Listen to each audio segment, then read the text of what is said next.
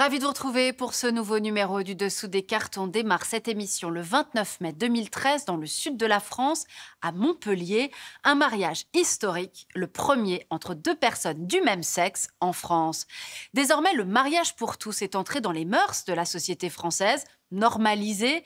Mais il y a seulement 10 ans, l'examen de la loi Taubira qui l'instaurait avait donné lieu à un coup de sang de la société française, avec des manifestations plus importantes en France que dans d'autres pays européens sur le même sujet. 10 ans déjà est l'occasion pour nous de vous proposer un tour du monde des avancées, mais aussi des discriminations persistantes pour les LGBT+. Sortons nos cartes. Aujourd'hui dans le monde, presque tout le continent américain, l'Europe occidentale, l'Afrique du Sud, l'Australie, la Nouvelle-Zélande et Taïwan reconnaissent les unions homosexuelles, ce qui marque une avancée symbolique majeure de leurs droits.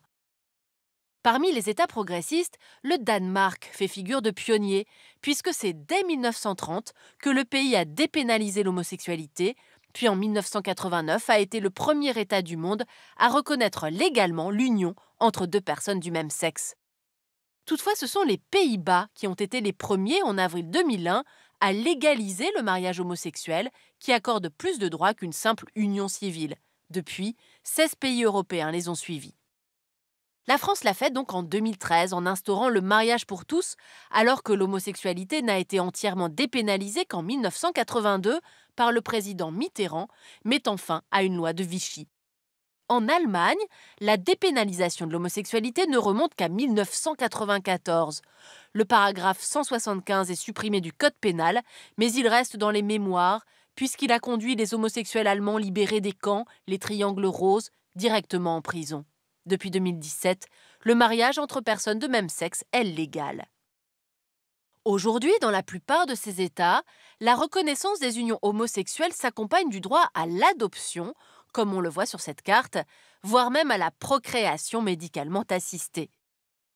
Ces avancées récentes, notamment dans des pays très religieux, comme l'Argentine, l'Afrique du Sud ou l'Irlande, ne doivent pas occulter certains États européens, tels l'Italie, qui refuse encore toute évolution de son droit, ou encore la Russie, qui a formellement interdit dans sa constitution le mariage entre personnes de même sexe.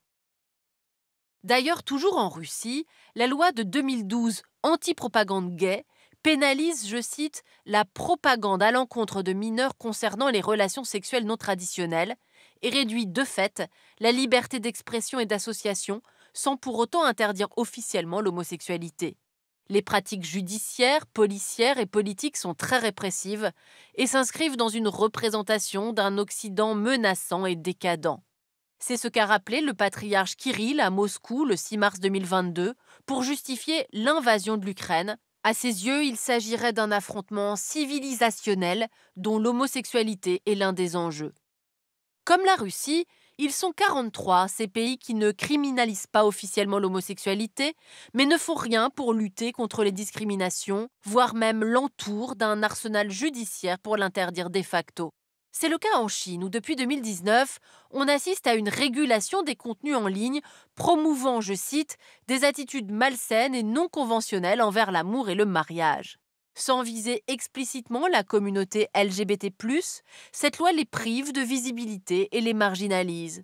Elle a été renforcée en 2021, entraînant la suppression de milliers de comptes sur les réseaux sociaux Weibo et WeChat, rares espaces de liberté pour la communauté LGBT+ chinoise.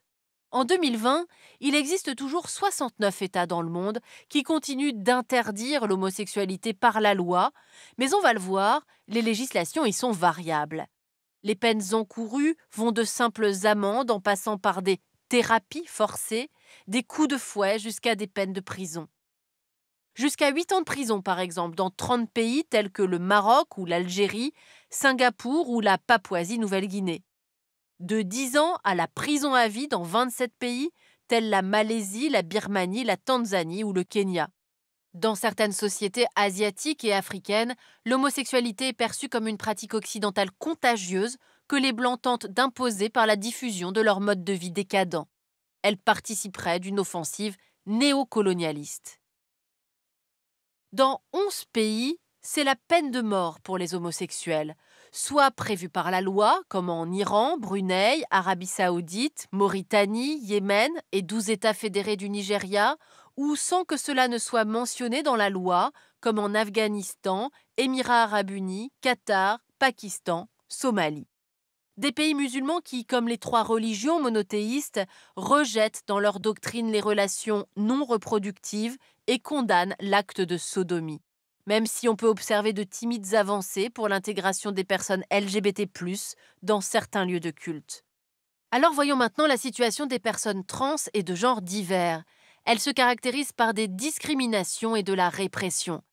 13 États dans le monde, en majorité pour des raisons religieuses, continuent de criminaliser explicitement les personnes trans ou alors ont recours à des lois ou réglementations en lien avec l'interdiction du travestissement qui cible en fait ouvertement les personnes trans. Comme pour l'homosexualité, de nombreux États utilisent d'autres motifs tels les nuisances publiques, l'indécence, la moralité ou même la flânerie pour les incriminer. Mais malgré tout, il y a des évolutions positives. 90 États du monde autorisent la reconnaissance juridique du genre, mais seulement 25 États, dont la France et l'Allemagne, sans contrepartie, comme par exemple des obligations d'intervention chirurgicale ou hormonale. Ainsi, le Bangladesh reconnaît un troisième genre pour les hijras, nom communément donné à la communauté ancestrale transgenre. Au niveau international, la nouvelle classification des maladies en vigueur le 1er janvier 2022 marque un tournant puisqu'elle établit qu'être une personne trans ne signifie pas souffrir d'un trouble mental. On l'aura compris, malgré la situation très difficile pour des millions de personnes LGBT+ dans le monde, il existe aussi de réelles avancées sur la protection et sur le développement de leurs droits. Toutefois, même quand ces avancées ont eu lieu, elles ne sont jamais vraiment totalement acquises, et c'est ce qu'on va voir maintenant. Bien que globalement la criminalisation de l'homosexualité tente à disparaître en Occident, certains gouvernements conservateurs continuent de discriminer les minorités sexuelles, notamment en Europe de l'Est. C'est le cas de la Pologne. Dans ce pays, depuis 2019, dans l'Est et le Sud-Est très catholiques, plus d'une centaine de territoires se sont autoproclamés zones libres d'idéologie LGBT. Dans les faits, toute personne qui exhiberait, je cite, son homosexualité peut se voir refuser d'entrer dans des magasins et les collectivités peuvent aussi couper les subventions à toute initiative pro-LGBT+, comme la Marche des Fiertés. La Constitution interdisant toute forme de discrimination, les autorités polonaises jouent sur l'ambiguïté et ne parlent pas d'homosexuels mais d'idéologie LGBT. Toutefois, le 14 juillet 2020, les magistrats ont condamné la commune d'Istebna, dans le sud-ouest polonais, à supprimer sa zone sans LGBT. Cette décision pourrait faire jurisprudence. En attendant, cette politique discriminatoire a aussi été dénoncée par l'Union européenne, qui, en rétorsion, a coupé les subventions de certaines de ces zones à l'été 2020. D'une façon plus générale, depuis le 1er janvier 2021, l'Union européenne ne finance plus de programmes ou d'actions contraires à ses valeurs. Et en mars 2021, le Parlement européen a voté une résolution pour proclamer l'Union européenne zone de liberté pour les personnes LGBT+. Alors allons voir maintenant la situation en Hongrie. Le 15 juin 2021, le Parlement a voté un texte qui interdit, je cite, « la représentation des personnes homosexuelles dans le matériel éducatif, à la télévision, aux heures de grande écoute et dans les films et séries destinés à la jeunesse ». L'identité de genre, le changement de sexe et l'homosexualité sont mis sur le même plan que la pornographie. Le Premier ministre Viktor Orban a demandé le soutien des électeurs sur cette loi discriminatoire après le lancement contre Budapest d'une procédure d'infraction par la Commission européenne. Sans grand succès, puisque le référendum d'avril 2022 à ce propos n'a pas été validé, moins de 50% de l'électorat s'étant prononcé. Comme en Russie ou en Hongrie, la poussée conservatrice aux États-Unis sous l'ère Trump et depuis conduit à contourner la législation et notamment la décision fédérale de 2015 qui rend le mariage pour tous légal sur tout le territoire. Certains États imposent des législations locales au nom de la défense de la liberté religieuse. Ainsi, 4 États, Louisiane, Mississippi, Oklahoma, Texas, interdisent l'enseignement sur les questions LGBT+, dans les écoles publiques. En Floride, une loi similaire a été signée le 28 mars 2022 par Ron DeSantis, gouverneur républicain ultra-conservateur. Cette loi très controversée, surnommée Don't Say Gay, en vigueur le 1er juillet 2022, interdit aux instituteurs de maternelle et du primaire d'évoquer les questions d'identité de genre et d'homosexualité avec leurs élèves. Dans tout le pays, les conservateurs déposent de plus en plus de projets de loi homophobes et transphobes, passant de 41 textes pour l'année 2018 à 238 en seulement un trimestre en 2022.